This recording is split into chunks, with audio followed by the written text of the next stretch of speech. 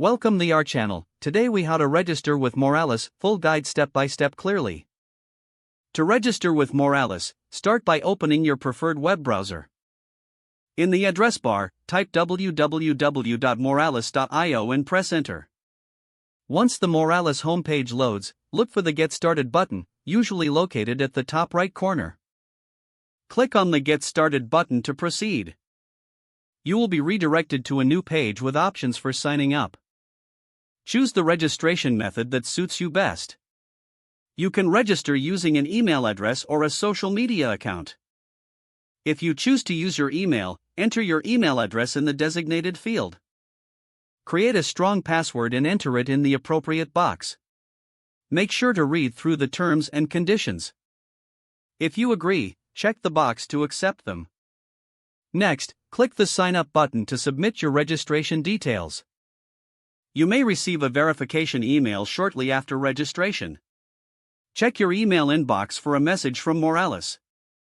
If you don't see it, remember to check your spam or junk folder. Open the verification email and click on the provided link to verify your account. Once your email is verified, you will be redirected to the Moralis dashboard.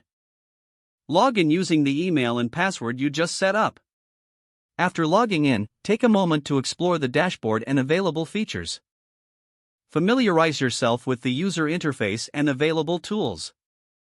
Now you're all set to start using Moralis for your development needs.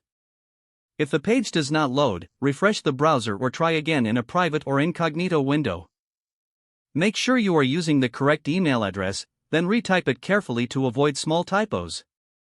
If your password is not accepted, use the reset option and create a new strong password you can remember.